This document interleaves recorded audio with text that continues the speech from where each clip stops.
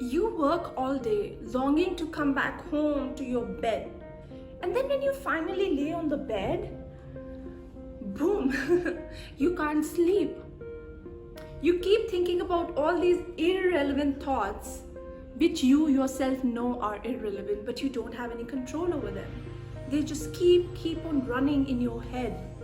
And then you think about something someone said to you today, or what your boyfriend or your partner or your ex said to you like 5 years back, or maybe some childhood memory that just jumps in. Let's talk about how to sleep better in this video. But one thing I want to start with is, if you are looking for a quick fix, then medicine is your answer. But if you are somebody who wants to make some changes in actually bringing out a healthy life without medicine, then listen to the 5 tips I'm going to offer you in this video. Those who don't know me, I'm Ravneet Kalu, a counseling psychologist at ShopDog. So let's first understand that what exactly happens. So when you're in your bed and you're not sleeping, that means your brain is turned on. And if you haven't been sleeping well for days, that means you formed a habitual way of keeping your brain turned on or working while you're lying down. And how exactly our brain works is it forms associations. This is exactly how our brain works, with paired associations.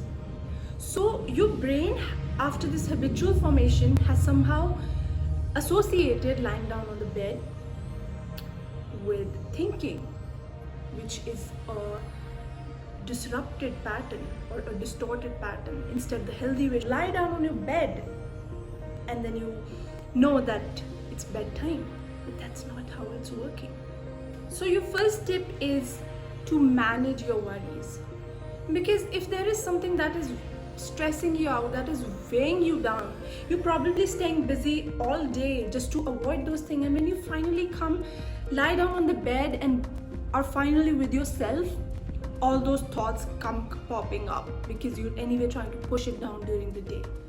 So one healthy technique is you just write down on a list, on a notepad, or on a journal of your worries, and then tackle them one by one. This is actually a very, very important way on how you can reduce your worries. Second is reduce your light. I'll explain how this works. So as I explained your brain association thing first, so this is also one way of telling your brain that your light is reduced. That means it's bedtime, it's sleep time. And do you know there's a hormone in us called melatonin, which is directly linked with our sleep, and melatonin is released during darkness, when it's dark. So if we connect the dots now, we turn off the light, melatonin gets released because of darkness, and melatonin inside us tells us it's time to sleep. This is a natural physiological way or a phenomena of why we should sleep with our lights turned off.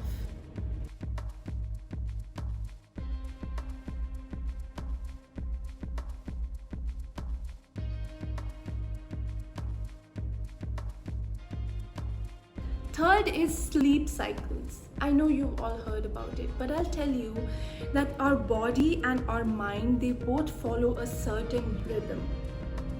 Just like our heartbeat follows a certain rhythm, so does our sleep cycle. So we need to get aligned to nature. And how can we do that? Connecting with sunrises, connecting with sunsets. The more aligned we are with nature, the better our body and mind will feel. Fourth is, and the one which I religiously follow, is taking a shower or a bath right before sleeping. Because I honestly feel we attract a lot of bad or good energies during the daytime, which we need to wash off. And when we take a shower or a bath, I'm again linking all the things to the associations that will also associate your body with sleep. And secondly, you automatically feel relaxed, calm, and it will improve your overall quality of sleep and make your bed the coziest place that you sleep in it and you feel so comfortable, you feel heavenly. So make your bed the most comfortable thing during your sleep time, or during your whole day. Your bed should be the most comfortable thing. Fifth is exercise. I can't stop emphasizing on this. If you are not able to sleep, that also means if there are some depressive hormones, or if there are some sad hormones, or these are just terms I'm using, layman terms I'm using for you to understand it better. But I've emphasized on it too much that exercising released endorphins in our body, which is important for a healthy sleep. So you too need to follow it. Exercise has shown in research as well that it will improve your sleep quality by 55%. 55%, it's huge. Just also some things, don't just exercise right before sleeping, because that's going to be an alarm for your body that you've woken up, or you're aware, or you feel uptight. So set your scheduling for everything we've mentioned, and thank you.